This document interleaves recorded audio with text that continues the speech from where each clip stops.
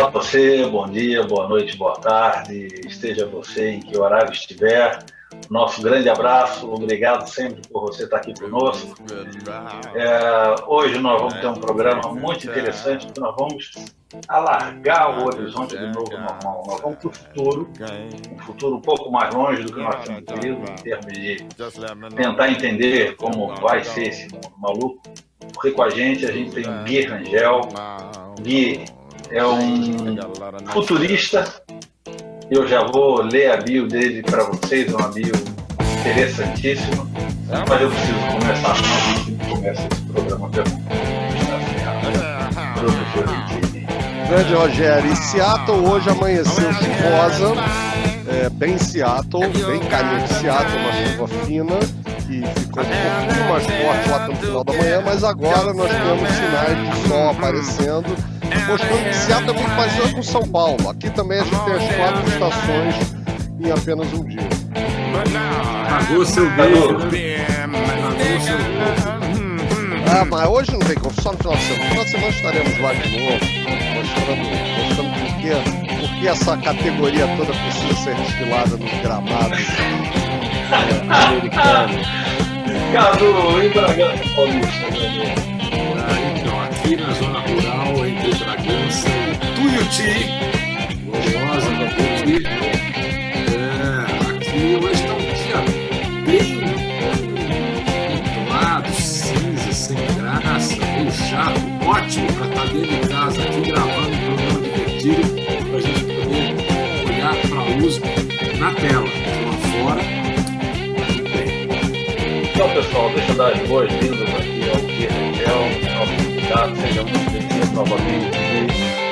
Eu preciso te apresentar como você merece. O Gui é um futurista, pesquisador, startup, agente provocador, um sci-fi experience designer, que vai contar pra gente o que é, mas um apaixonado por tecnologia.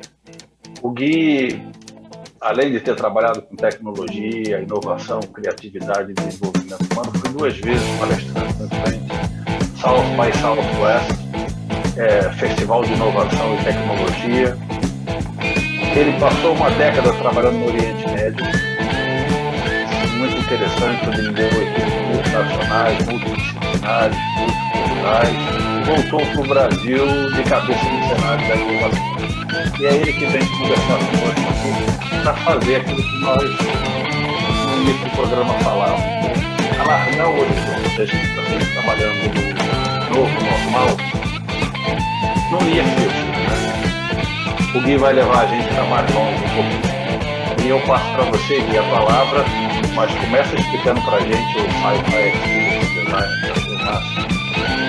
Poxa, primeiro eu queria agradecer aos novos normais aqui, esse Power Trio, pelo convite, para poder falar um pouquinho, são pessoas maravilhosas. Eu conheci o Roger, eu conheço agora, então complementou aqui, eu percebi que tem uma coisa especial acontecendo aqui. Muito obrigado, gente, obrigado pela oportunidade. E vamos contar um pouco do que é o Sci-Fi Experience Design, que é aquilo que eu faço. Bom, como futurista, o que o futurista faz primeiro? Então, a gente faz um mapeamento, uma decodificação de tendências do futuro emergente e do pós-emergente. Você olha o que está acontecendo no mundo da tecnologia, da ciência, da inovação, e ver como isso pode afetar as pessoas, as organizações e a sociedade como um todo, ajudando essas entidades a se prepararem para esse futuro em constante movimento. Essa é a tarefa do futurista. Mas qual que é o meu molho especial? Como é que eu imagino que isso pode ser feito? Então, eu uso um framework que a gente chamou de Sci-Fi Experience Design. Qual que é a ideia? É usar o poder da ficção científica, essa imaginação da ficção científica de olhar para futuros possíveis, mas diferente de ferramentas mais precisas e racionais, que colocam tudo em fases claras, a ficção científica ela tem essa imaginação de futuros possíveis, mas ela cria narrativas onde os seres humanos habitam. Ou seja, é um futuro centrado na experiência humana. E a partir do momento que você cria essas possibilidades, você faz os seres humanos habitarem, você consegue entender quais são os desafios, quais são essas possibilidades e como endereçá-las. Para ter uma ideia, como surgiu isso, eu sempre fui apaixonado por ficção científica, por ciência, e sempre adorei essas possibilidades. E essa ideia de olhar para o futuro, ao olhar para o futuro, nós somos capazes de criá-los. Tem uma série muito bacana que um amigo meu me recomendou um tempo atrás, que eu sou apaixonado pela exploração espacial. E chama Moonrise, a história secreta da conquista da Lua. E tem uma coisa muito bacana que ele conta lá, que eles contam nesse programa, que é a história do fato dos cientistas de foguetes, eles terem se tornado cientistas de foguetes por causa dos contos de ficção científica. Eles imaginaram o futuro e lutaram para que ele acontecesse. Ou seja, o homem chegou na Lua e hoje temos satélites, temos todas essas coisas que mudaram a face da Terra porque a imaginação humana foi capaz de abraçar essa ideia e transformá-la em realidade. Então, a ideia do Sci-Fi Experience Design é de poder olhar para isso, capacitar as pessoas a se transformarem em futuristas e criarem essas narrativas que elas podem habitar e criar ações para levá-las nesse caminho. Não está faltando ficção científica na nossa vida agora, Gui? Não está faltando, cara? Sim, não sei. Está faltando. Demais. A gente está olhando muito para o agora e esse agora nos tritura. A gente perde essa capacidade de maravilhamento. Eu digo que o ser humano tem uma tendência de ser muito míope na sua capacidade de olhar ao seu redor. Olhar à distância é uma coisa que a gente delega aos outros. Isso é uma coisa que deve ser parte de cada um de nós, porque o futuro é extraordinário, desde que você crie. Você não pode ser um observador, um espectador, mas tem que ser um agente nessa história. Saber quais são as possibilidades e se direcionar naquelas que podem trazer uma ideia de crescimento individual, de melhora da sociedade, das organizações. Tudo está implicado nessa sensação de olhar para um período que vai além de alguns meses da frente. Pegando a sua fala de que a gente deve construir o futuro, imaginar, mas imaginar com esse viés de fazer ele acontecer, a gente tem um ponto de partida muito interessante agora, que é essa quarentena que a gente está vivendo, esse mundo de Covid, essa necessidade de distanciamento social, são eventos de trabalho remoto que a gente está vendo aí progredir que não voltarão. Como é que você constrói uma realidade a partir daqui? Na verdade, estamos vivendo um mundo de várias ficções científicas ao mesmo tempo. É um pouco de 1984, com Blade Runner, com O Admirável Mundo Novo, com cataclismas, utopias, distopias, tudo junto num pacote só. Ou seja, está todo mundo experimentando essa realidade.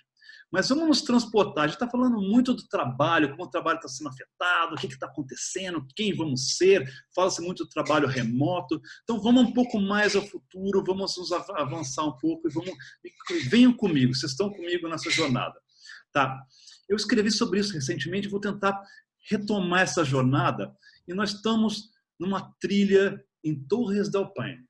Uma das trilhas mais maravilhosas do mundo. Você vê as montanhas ao lado, você está lá, você está acordando, você abre a sua tenda, a sua barraquinha, você abre lá, você vê aquela coisa maravilhosa, um lago assim, transparente, refletindo aquelas montanhas fantásticas.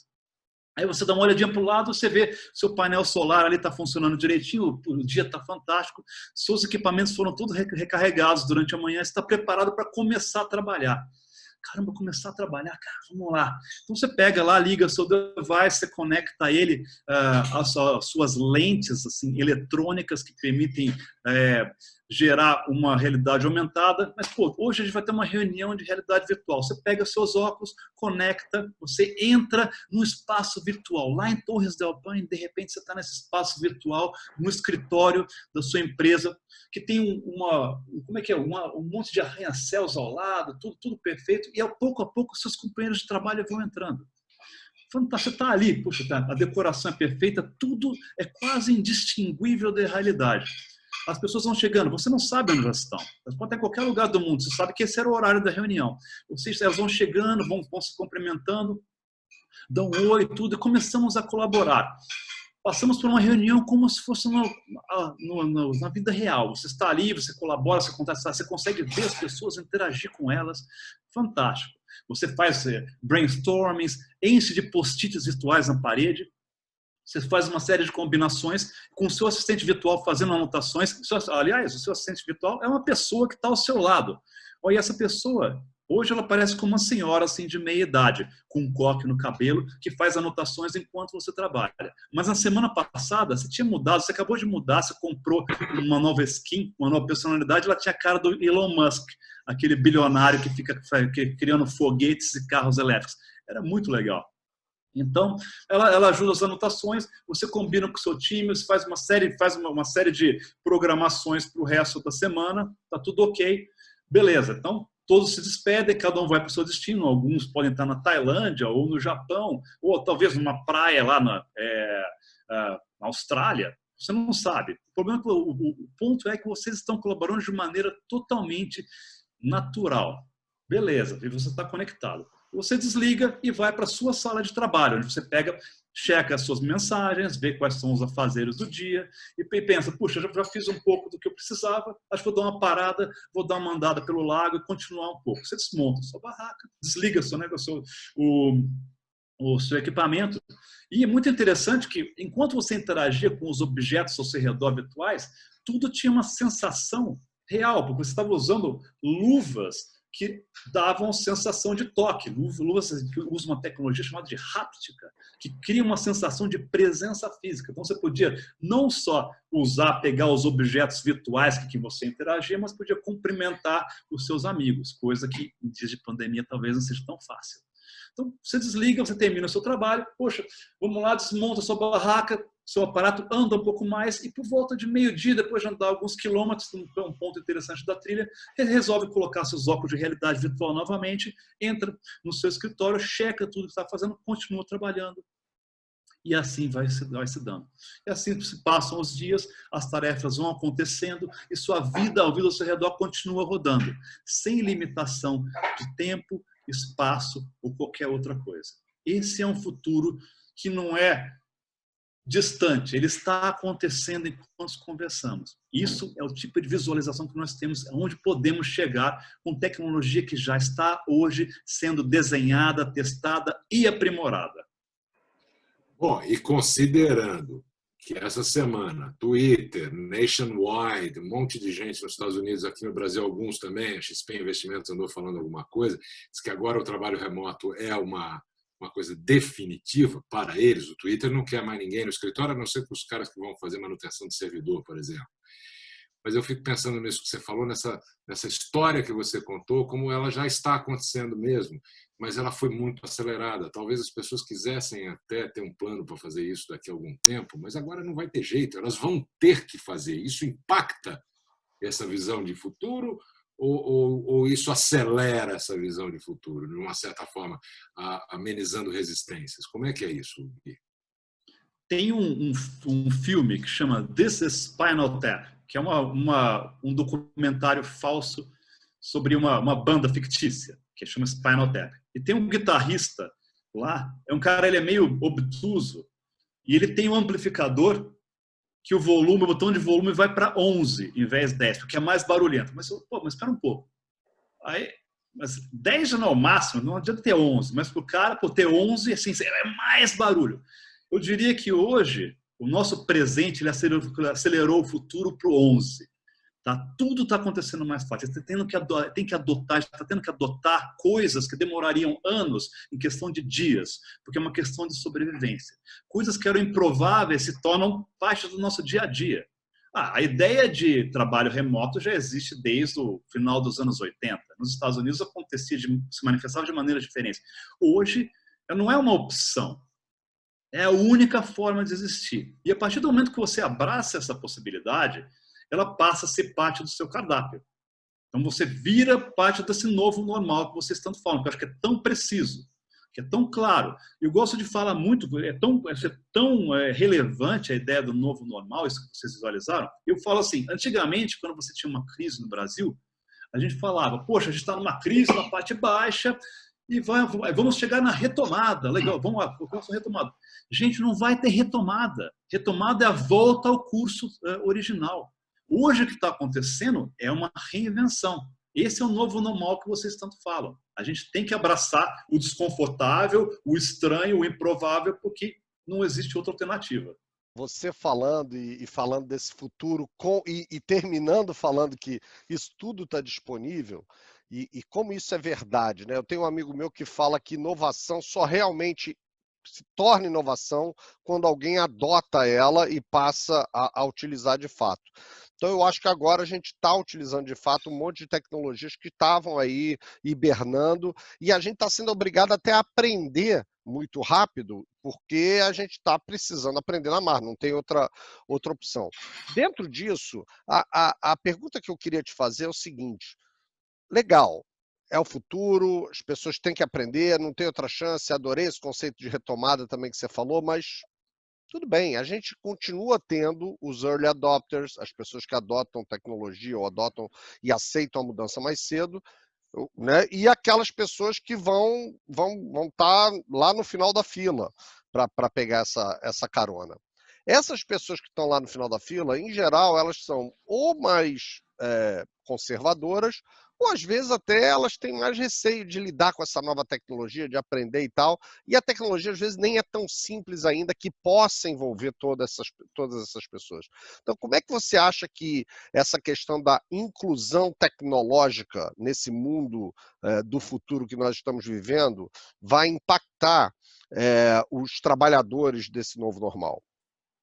Sim, essa curva que você fala é aquela do Everett Rogers, que começa com, de um lado tem os inovadores, innovators, aí tem os early adopters, os caras que adotam a tecnologia assim que ela é mencionada, ela foi provada válida, aí depois tem um abismo assim que faz com que a diferença entre ela ser existente virar mainstream, que você tem que passar esse abismo, daí entram a early majority, a maioria que adota mais cedo, a maioria que adota depois, que é a late majority, e por último, no rabo da curva, dessa curva de sino, essa curva de Gauss, estão os laggards. São aqueles caras que só vão usar essa tecnologia se não tiver alternativa. Ou seja, é aquela sua avó que só compra um telefone celular porque é a única forma de falar com os netos. Hoje já tem coisas acontecendo dessa forma. Por exemplo, na área de banco, o Santander eliminou os caixas físicos. A vovozinha que ia pegar o dinheiro não vai ter que aprender a usar o caixa. O que a gente está vivendo hoje é um empurrão monstruoso dessas pessoas para fora da sua, não zona de conforto, eu falo da sua zona de desconforto. Porque eles estão numa situação que não é confortável, mas a gente fica imóvel, que o que não é familiar nos assusta, nos prende. Só que a sociedade vai empurrando. Você que nunca usou, você tem que usar. Algumas pessoas, assim como toda a curva de distribuição, algumas pessoas vão ser incapazes de fazer isso. Mas nós, como indivíduos, como organizações e como sociedade, a gente tem que começar a cuidar dessa capacitação. É uma coisa que às vezes não acontece sozinha. Uma tarefa que envolve toda a sociedade, essa ideia dessa inclusão digital, essa inclusão nos novos modelos. Mas você veja bem, olha só que interessante, né? O Santander, você mencionou aí, fez essa mudança e o aspecto da inclusão digital ele parece que é talvez o ponto de partida para todo o resto, né? Mas aí a gente vê a questão do benefício que foi disponibilizado pela Caixa aqui no Brasil, né? A renda de emergência para as pessoas, e onde você vê filas quilométricas porque as pessoas estão tendo dificuldades, primeiro, para acessar o aplicativo, para acessar o próprio terminal de autoatendimento. Me deixa pensando o seguinte: quanto tempo de fato a gente vai conseguir enxergar para as pessoas poderem adotar ou viver uma realidade de inclusão digital? Como é que é isso, né? Então...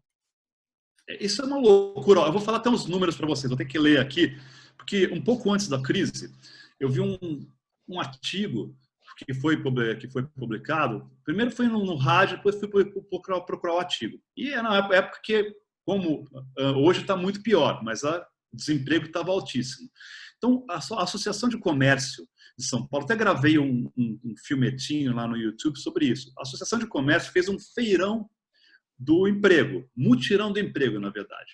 E lá, a Atento, que é a maior empregadora do Brasil, eu não sabia na época, a Atento tinha 1.200 vagas disponíveis. E esse mutirão do emprego é aquela coisa que tem aquela fila gigantesca, aquela coisa épica, aquela coisa que é bíblica. Nossa, é gente demais. A Atento tinha 1.200 empregos. Estamos falando de atendente de telemarketing, que é uma posição de entrada. Eles conseguiram contratar no evento 7 pessoas.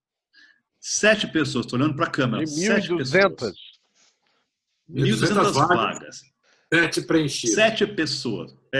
O Pão de Açúcar estava lá também com 2.000 vagas disponíveis. Eles conseguiram contratar 32 pessoas. Tinha 2.000 vagas de caixa de supermercado. Metade foi preenchida. Caixa de supermercado. Tá vendo? Então, quando você fala isso dessa capacitação, essa ideia de empurrar as pessoas, uma das grandes barreiras para chegar nesse futuro glorioso que a gente imagina, que a gente gosta de desenhar, é colocar as pessoas, incluí-las. Elas são a parte disso. E as possibilidades são imensas. Hoje a gente tem instrumentos que são extraordinários. Tem uma teoria que chama The Odd Paradox, o paradoxo estranho, que ela diz o seguinte: a partir do momento que você adota uma tecnologia, ela se transforma em algo invisível. Você para de percebê-la. Então, quando você tem isso aqui, você tem um celular, você percebe o quão extraordinário é esse negócio? A gente esquece disso, só fica reclamando da bateria, ou porque o Wi-Fi não está bom, que 3G, 4G, isso aqui não é 5G, vai porcaria. A gente percebe que isso daqui é uma coisa de ficção científica. O Spock usava isso quando era criança, caramba, e era bem menos legal com o Enterprise. Isso não tinha joguinho, não tinha Candy Crush, cara. Talvez ele então, tivesse, a gente nem sabia, né? Exato. Lógico. Então, é muito louco isso. A gente carrega isso na nossa mão, ele diz onde a gente está, ele responde coisas, traduz coisas, ele faz 1 milhão de coisas e vai fazer mais outro 1 milhão. É uma coisa que faz parte do conceito de flow. Também não flow do Cadu, mas o flow de que está tudo em constante transformação. Ele é como se fosse uma tela que vai sendo transformada com o tempo. O sistema operacional se transforma, novos aplicativos são criados, os aplicativos são atualizados com novas funcionalidades. E a gente percebe isso? Não. Isso daqui é um instrumento que dá acesso a toda a informação da humanidade. Tem um potencial extraordinário de educação. Pode ajudar essas pessoas. Hoje a gente tem mais gente no mundo com acesso à telefonia celular do que acesso à água potável.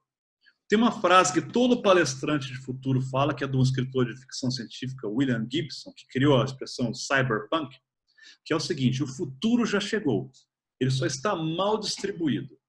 Então, esse é o grande pensamento. E o meu conceito disso, eu vou inclusive fazer uma palestra semana que vem, que é a ideia dos 50 tons de futuro.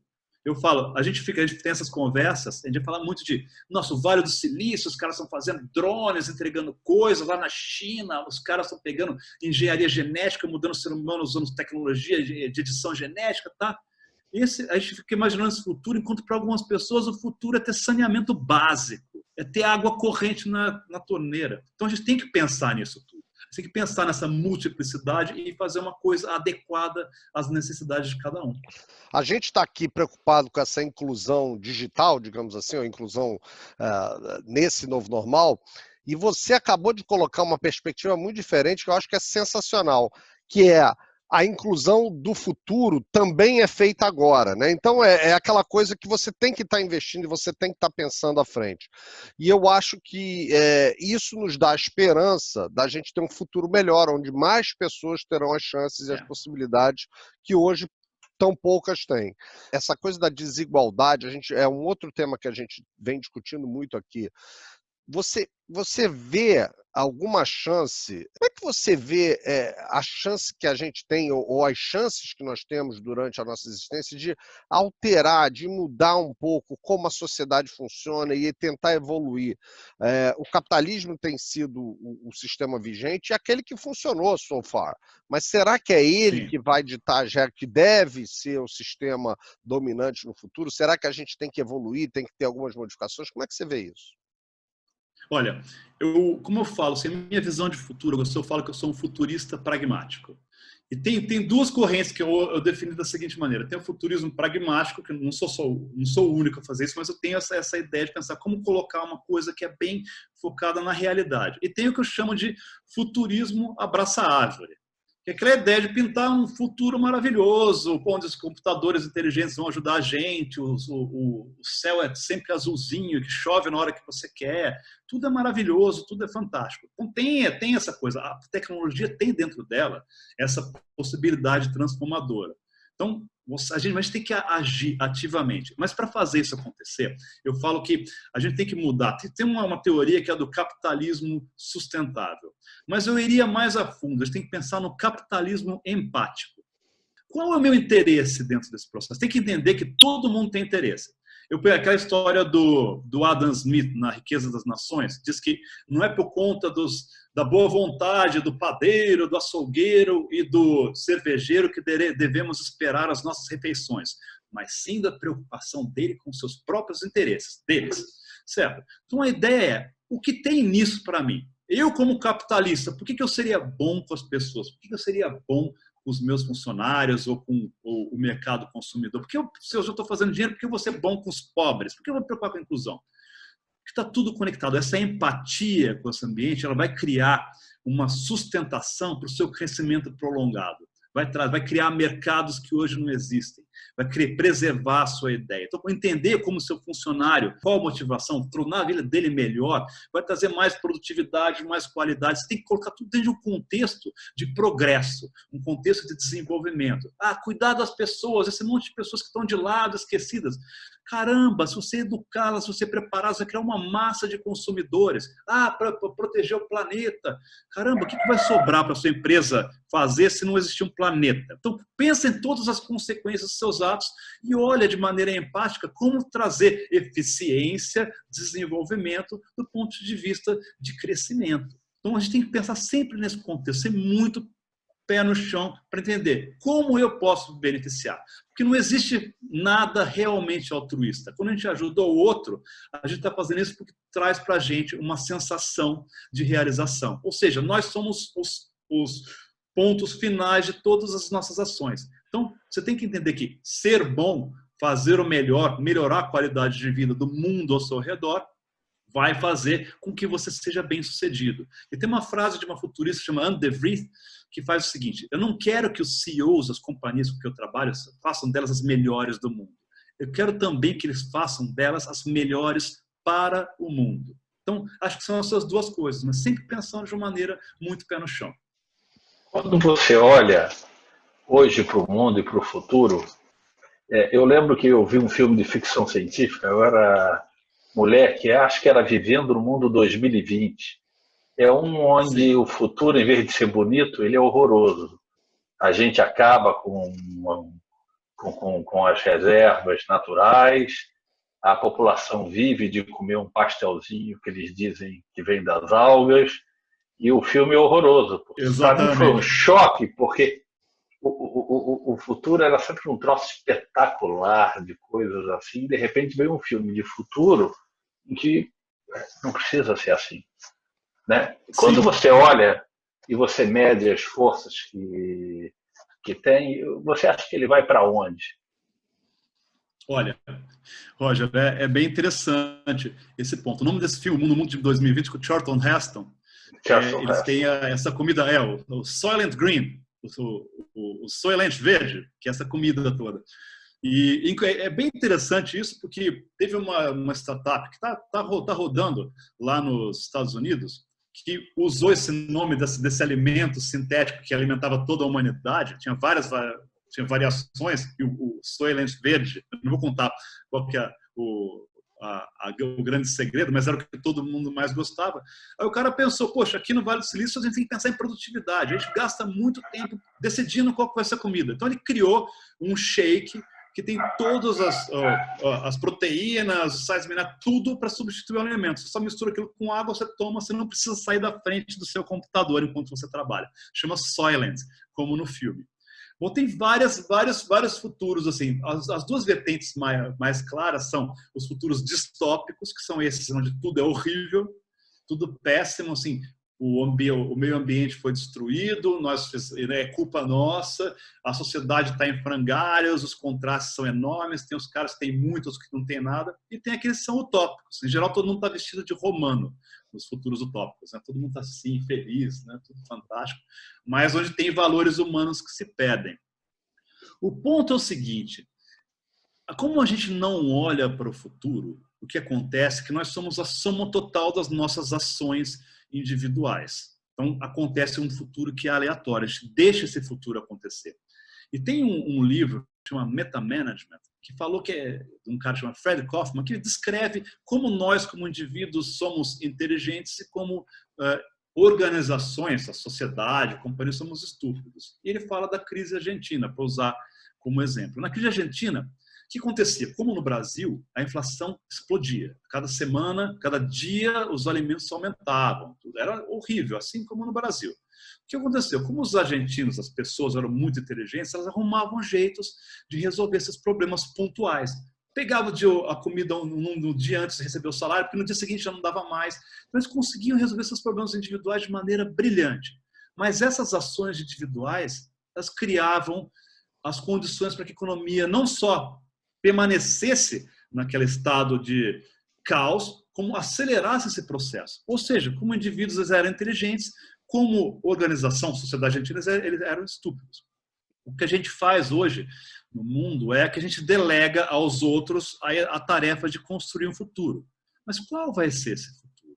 Essa ideia de abraçar uma visão faz com que você entenda o que eu posso fazer para que ele aconteça. Quais são as consequências? Você imagina um futuro sem corais nos oceanos? Um futuro onde as cidades costeiras vão desaparecer, ou onde os seres humanos vão se separar ainda mais, porque vão virar em espaços totalmente virtuais? O que eu posso fazer se não é o futuro que eu quero? Quais são as ações? E a gente tem hoje ferramentas de transformação que nunca antes na humanidade existiram. Acredita-se, alguns cálculos dizem que os próximos 20 anos vão trazer mais mudanças para a humanidade do que os últimos 2000 anos. As possibilidades são extraordinárias. A gente tem ferramentas hoje acessíveis a qualquer um de nós que antes eram impossíveis que até as maiores corporações mundiais tivessem a possibilidade de usar isso. Inteligência artificial on demand.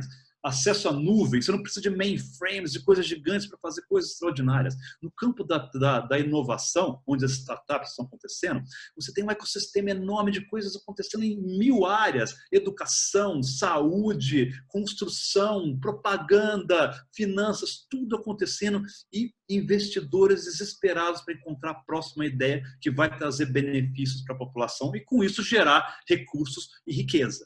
Então, a gente tem nas nossas mãos grandes ferramentas para transformação. Cabe a nós encontrar esse futuro, essa visão de futuro comum que vai trazer benefícios a um número maior de seres humanos. E isso está nas nossas mãos. Eu gosto de ouvir essa visão, eu compartilho dela, mas no fundo, assim, a gente não pode esquecer a condição humana de sempre, né?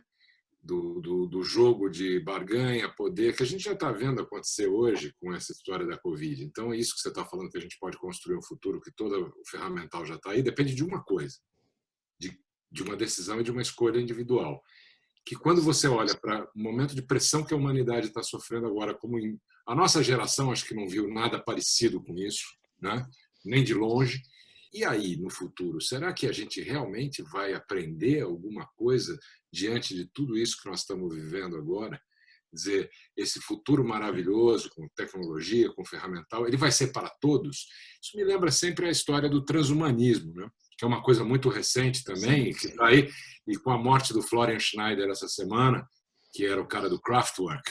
E até tem uma coisa muito interessante, que o Kraftwerk anteviu todos esses movimentos que a gente tem de futuro, né? Man Machine, robôs, inteligência artificial. O Kraftwerk, na música dele, nos anos 80, já falava de coisas que a gente está vivendo agora. Então, e uma delas é o transhumanismo. Tecnologia, para estender, para trazer longevidade, quiçá a imortalidade. Esse livro que eu adoro, dos anos 60, tem muito a ver com a contracultura, apesar de falar de biologia. Chama o Macaco Nu. E o Macaco Nu, ele é uma visão de um biólogo. O cara decidiu analisar o ser humano como se fosse um biólogo analisando uma nova espécie. Então, ele tenta ter uma isenção muito grande para entender o que nos motiva como espécie, o que nos define, os nossos hábitos. E é tudo despojado, é muito ruim. Ele pega e coloca o amor como uma coisa evolutiva, não como uma coisa espiritual, transcendental. Fala, uma necessidade de perpetuação da espécie, por isso que inventou o seu amor. Mas uma coisa que o Desmond Morris, o ator, fala no livro, é o momento chave da transformação do ser humano. Tinha uma época que o planeta era coberto de florestas tropicais e subtropicais. Aí começou uma mudança climática, começou uma grande recessão das florestas. A área que elas ocupavam começou a diminuir. O que aconteceu? Os primatas antepassados nossos começaram a perceber que o seu espaço diminuía.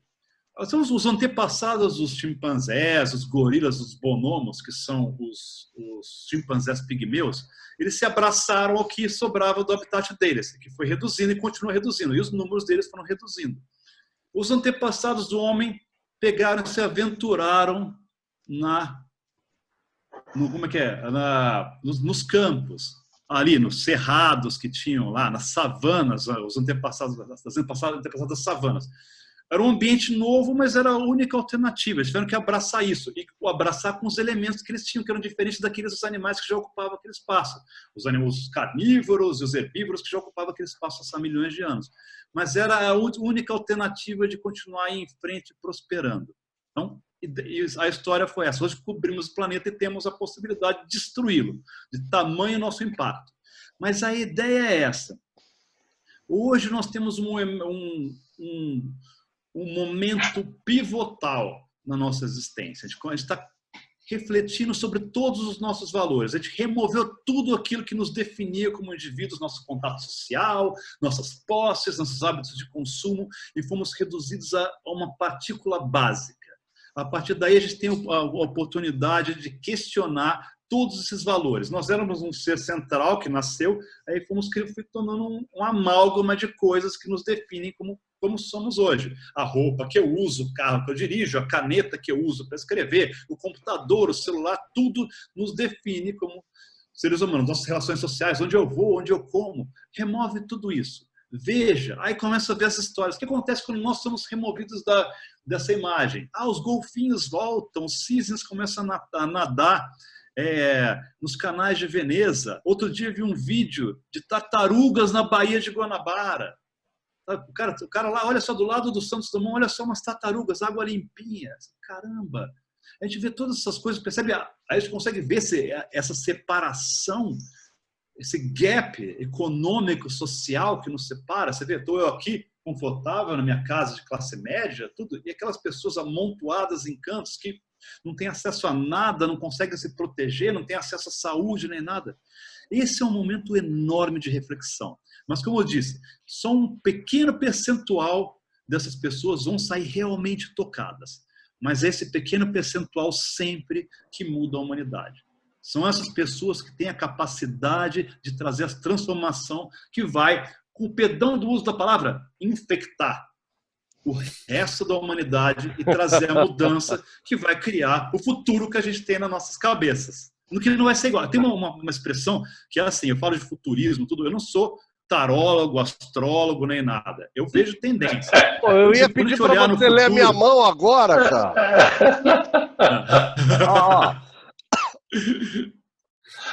Mas a ideia é que quando a gente olhar para trás, tem uma expressão em inglês que é maravilhosa, especialmente agora, que é hindsight is 20/20, que significa o olhar para trás. Adoro. Quando você olha para trás, a gente tem a visão perfeita. Só que 20/20 em inglês significa que você tem uma visão perfeita, que você não precisa de óculos nem nada. E tem a ver com o 20/20, onde a gente está agora, o 2020, que é o ano que a gente está.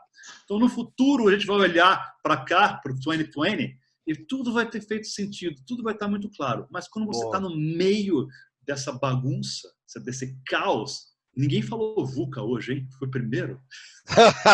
Não. Então, no meio desse... Eu estou escrevendo um artigo que no Brasil a gente não tem o VUCA.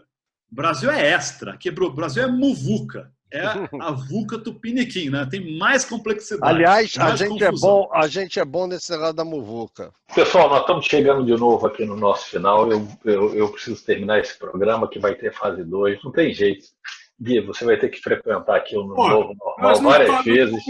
Nós não cobrimos nem um décimo do que a gente... Não, vamos indo. Cara, eu vou te falar uma coisa, Guilherme. O grande elogio do Rogério é o dia que ele falar que tem que ter fase 2 e fase 3. Porque fase 2, eu acho que ele praticamente fala para todos. Então, cuidado. E fase 2 e fase 3 para você, viu? Sim. Mas eu tenho uma última pergunta. Adotar tecnologia nova é muito difícil, né? Mudar hábitos e costumes é aquela coisa que escraviza a gente. Qual é a sua técnica para adotar uma tecnologia nova? Eu tenho que voltar um pouco antes para a gente poder entender qual que é o grande desafio que a gente tem hoje. Quando a gente fala de tecnologia nova, a gente fala do futuro do trabalho. Quando eu estava analisando design de interfaces uma vez, eles têm uma expressão que chama design skeuomórfico, skeuomorphic design, que é quando você pega uma coisa do passado e você traz para o presente para ser familiar. Assim você vai lembrar, voltando ao celular aqui, quando você vai ver um gravador de voz do celular, aí parece um gravador velho, com um botãozinho, você vê que tem um botãozinho, tem o negócio que fica mostrando o nível de gravação. verdade.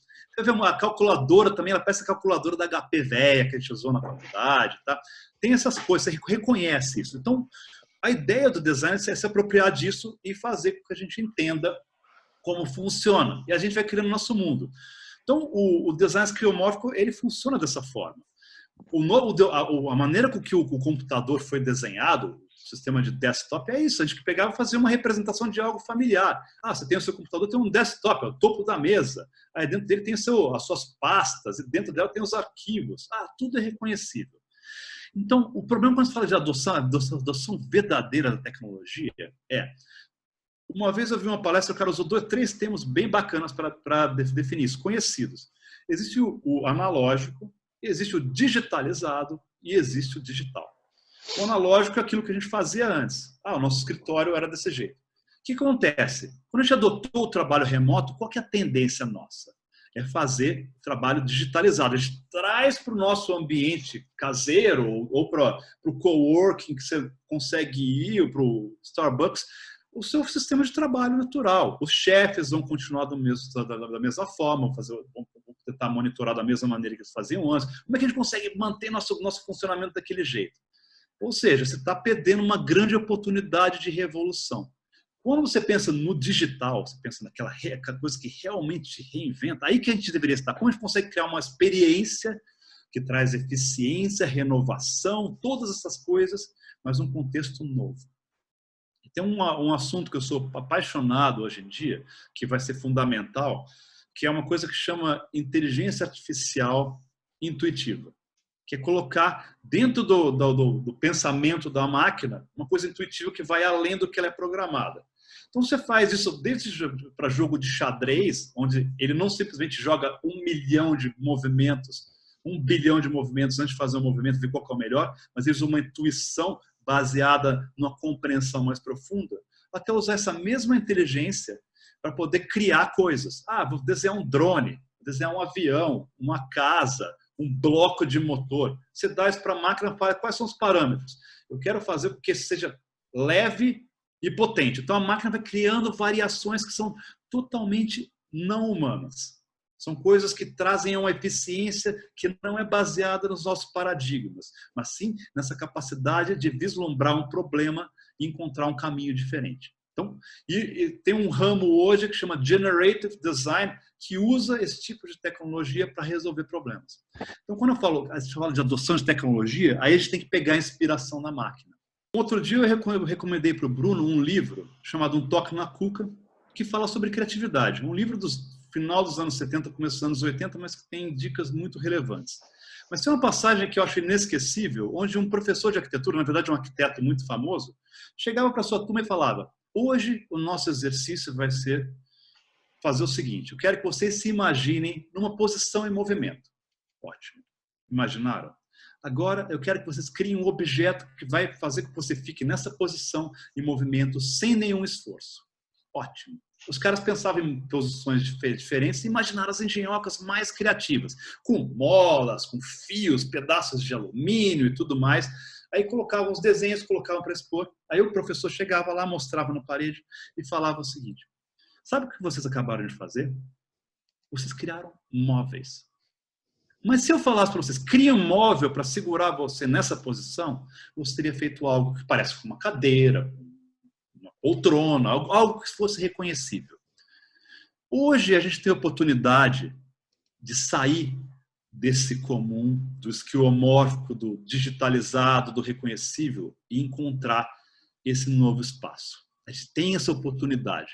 Então, na adoção de tecnologia, tem que encontrar quais são as atividades, as ações, os conceitos que realmente vão reinventar a nossa maneira de gerar valor, mais do que estar presente fisicamente, como a gente é capaz de gerar valor da maneira mais eficiente e diferente, fora de todos os paradigmas reconhecíveis que nós estamos tão familiarizados. Então, esse é o desafio. E essa é a grande oportunidade. Tem aquela frase que agora está todo mundo falando também, que foi atribuída ao Winston Churchill. Daqui a pouco vai ser atribuída ao Luiz Fernando Veríssimo, talvez atribuída ao Bruno Fiorentino, mas que não é, que foi um assessor do Obama que falou, a versão mais precisa, que é: nunca desperdice uma boa crise. E é isso aí. Boa. Muito boa, pô. Ó, Sensacional, hein?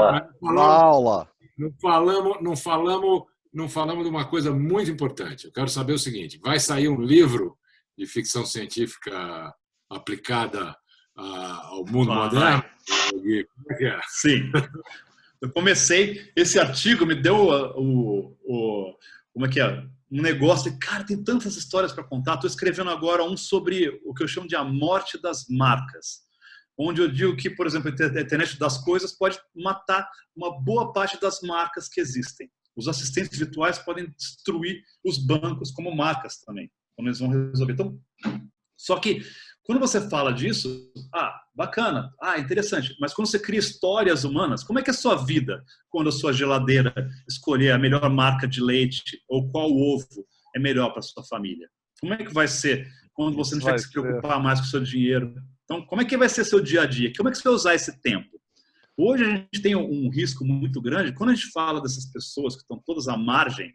Quando eu falei, tem a Atento, não conseguiu contratar ninguém para ser operador de telemarketing. Caramba, você vai criar mais oportunidades para que as pessoas fiquem à margem. A maior parte do que a gente faz é automatizável, gente. E vocês falam, vocês são os caras, já tiveram lá, vendo o número. Eu lembro que uma das coisas mais irritantes da minha vida era preencher timesheet. E sempre dava 8 horas de trabalho. Ninguém falava que você ficou conversando 45 minutos com a galera, sabe? É claro, até porque a conversa também faz parte do processo criativo. A gente até falava que no mundo do novo normal, o problema é esse. A gente tem que também ter espaço para entrar na sala virtual só para bater aquele papinho de perto do micro-ondas, perto do café, enfim. Vamos nos despedir dos nossos ouvintes. Valeu, Gui. Vocês, novos normais, foi um prazer. Tamo junto. Quando vocês precisarem, cara, sobrou coisa. Tem um monte de coisa que eu nem falei aqui, cara. Gente, cuidem-se aí, tá? Um abração. Tchau, pessoal. Inscrevam-se. Você sabe que a gente sempre esquece, mas é bom falar para o cara se inscrever e dar o like no início. Eu vi muito essa técnica. Depois, se ele não gosta do vídeo, ele já deu o like, já se inscreveu, beleza.